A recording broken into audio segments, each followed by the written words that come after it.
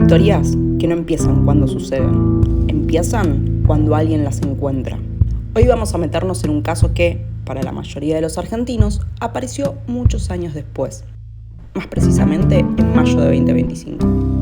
Una medianera que se tira abajo y destapa un crimen que lleva más de 40 años en silencio. Y una familia que vuelve a hacerse la misma pregunta: ¿qué pasó con Diego Fernández Lima? Una historia que parecía perdida en el tiempo, ese día vuelve a empezar.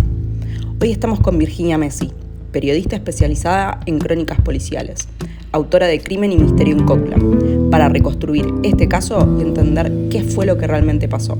Bienvenidos al canal de YouTube del Torcido, un espacio donde exploramos casos de criminología, misterio y paranormal. Particularmente a mí me llama la producción de Olga, del streaming, que yo hacía colaboraciones en el programa de Luciana Geuna. Lo que había pasado es que Luciana vive por el barrio donde encontraron a Diego. Había ido el Día del Padre a comprar algo, carne de la carnicería, y el carnicero le había dicho: ¿viste lo que pasó? Encontraron un cuerpo en la que era la casa de Emilio Dizzi, en realidad, le dice. Luciana llama a TN, en TN se lo pasan a un periodista y averigua. Llega hasta Marina Olmi, que había sido la anterior dueña de ese predio, que ese predio había sido demolido, la casa, y estaban construyendo un edificio. Y Marina le dice: no, nunca vivió Emilio Dizzi, vivió Gustavo Cerati. Empujado por la figura de Gustavo Cerati, el caso se hace mediático. ¿Por qué? Bien. Partiendo de una confusión inicial, que es que el cuerpo encontrado, o los restos encontrados, estaban enterrados en la casa donde en algún momento había vivido Gustavo Cerati. En realidad, después el equipo de antropología forense llega a la conclusión de que había estado enterrado el cuerpo en la casa de al lado, el de la familia Graf, pero que al hacer la medianera, cavar la medianera, porque la casa de los Graf estaba sobreelevada de la vereda, le mordieron un costado a lo que fue la fosa, y los huesos cayeron en la propiedad que había sido de Marina Olmi, en la que había vivido Cerati, y se estaba haciendo un edificio. Pero habían sido enterrados en la casa de al lado, en la casa de la familia Graf. Entonces, bueno, todo eso se sabe después. A mí me piden que averigüe algo. Yo realmente pensé que, como toda esa manzana había sido de una iglesia, era un cura, era una monja. La iglesia solía enterrar a veces a los curas, a las monjas en los propios predios de las iglesias. Pero bueno, empezamos a averiguar, y lo que salta primero, yo tenía cierto contacto con el equipo de antropología forense por casos anteriores, es que los restos estaban acompañados de algunas pertenencias del muerto. Y entre ellas había un reloj Casio con calculadora fabricado en el año 82. Entonces ya el cura, la monja, la colonia, el virreinato estaba totalmente descartado. Y después había ciertos vestigios de ropa que parecían un uniforme escolar. Entre ellos un corbatín de colegio.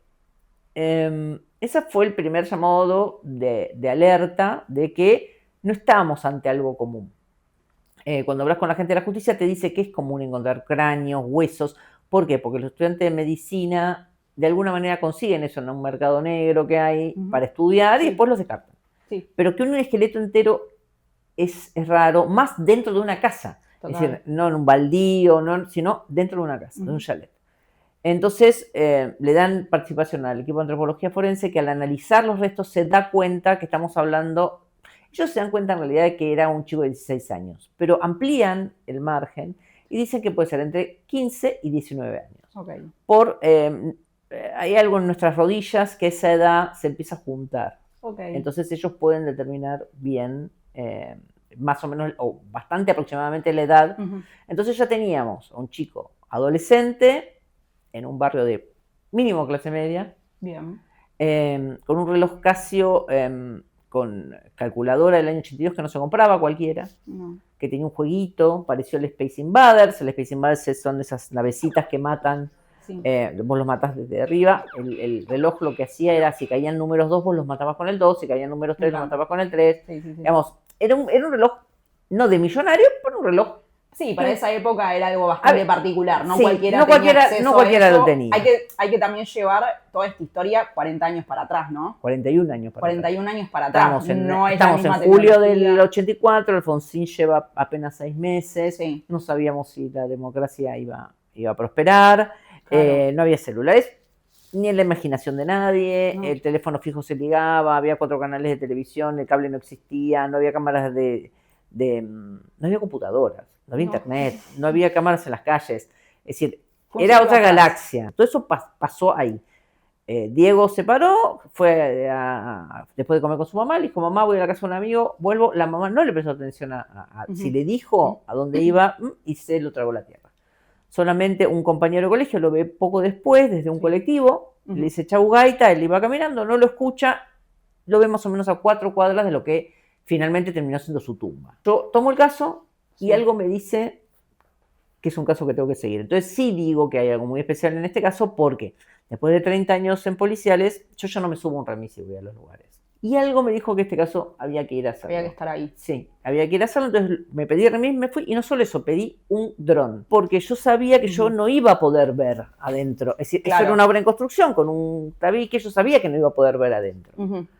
O que iba a tener que tener mucha suerte para que me dejaran pasar. Sí. Entonces pedí un dron, hubo algún problema con el envío del dron, fue horas después, yo le indiqué qué hacer, y por eso nosotros en el diario, que yo trabajo en Clarín, tenemos las imágenes de la tumba y no del paredón blanco que terminaron construyendo en la medianera. Es decir, si vos mandabas el dron, veías que había como tierra y en determinado momento como un pedazo de tierra desprendida. Lo que te dicen la gente del EAF es que una vez que vos modificás la morfología de esa tierra, no importa los años que pasen, siempre va a ser distinta. Entonces, eso explica que se haya caído esa parte y no los costados. Y el resto. Y después, lo que empezó es una campaña. Es decir, tanto en el diario, con notas en el diario, como en mis redes, es decir, tenía este reloj, usaba este corbatín, no sé cuánto, lo reconoces, sabes de alguien que desapareció de más o menos esta edad, bla, bla, bla. Y así el que sería el cuñado de Diego, el hombre que se casó con su hermana Marcela, ve las notas y le dice a Pedro, que es su hijo, Pedro Lacour, que es periodista también, le dice, che, Pedro, ¿no será tu tío Diego? Y ahí empiezan a hablar con Pochi, pero sin decirle nada, Pochi es la mamá, y le toman una muestra de ADN y da el match que es Diego. Mi padre murió en el 91 en un accidente de tránsito, él iba en bicicleta, dicen que seguir una pista, porque él siempre, uno dice, ¿cómo no lo buscaron? No, lo buscaron siempre, lo que pasa es que pasó hace tanto tiempo. Claro. Y Tito, que es el papá de Diego, llevaba una libreta que hoy tiene la justicia con todas las pistas que le iba siguiendo, y en una de esas idas y venidas en bicicleta lo mató un automovilista con el dramatismo de que, como no tenía documentos, también él estuvo desaparecido como 14 horas para la familia. En el año 83, Diego desaparece en el 84, ambos cursaron juntos segundo año en el N36. Bien. Diego era muy mal alumno, repite, ese era un colegio de repetidores, repite segundo año y se queda en el segundo año. Graf era muy mal alumno, pero pasa también a tercer año, es decir, él pasa, Diego no, pero seguían en el mismo colegio. Claro, o sea, seguían teniendo contacto. Sí, igual no eran amigos. No eran amigos. Diego no tenía por qué estar en la casa de Graf. Varias, que Diego hacía bullying y entonces le tendieron una trampa para vengarse, que había una relación homosexual, que Diego comerciaba con ropa o con cosas de motos o con cuanto, y alguna transacción salió mal. Pero todo es pura teoría, no hay una idea. Y Graf lo que dice es que no se acuerda de Diego. Él dice, ¿qué cosa más Sí, no tengo ninguna explicación, dice. Hoy la Cámara ordenó investigar. A ver, cuando pasa esto, después de 41 años, un crimen en Argentina prescribe a los 12 o a los 15 si tiene pena de prisión perpetua. Como esto ya estaba prescrito para acusar a nadie, el fiscal se le ocurrió decir, bueno, señor Graf, usted en realidad yo lo estoy acusando de encubrimiento agravado. ¿Por qué? Porque cuando aparecieron los restos usted dijo que esto había sido una iglesia, que esto era de otra cosa, que había construido una pileta y podían venir los huesos. Entonces ahí usted cometió un delito que es encubrimiento. Lo indaga sobre eso, va al juez, el juez lo sobresee, va apelado a Cámara, y la Cámara, ¿qué dice? La Cámara dice, no se lo puedo acusar a Graf de encubrimiento porque es altamente probable que él sea el autor.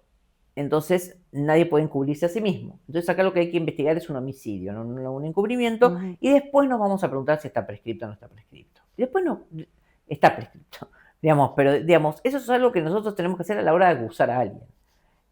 Primero averigüemos qué pasó.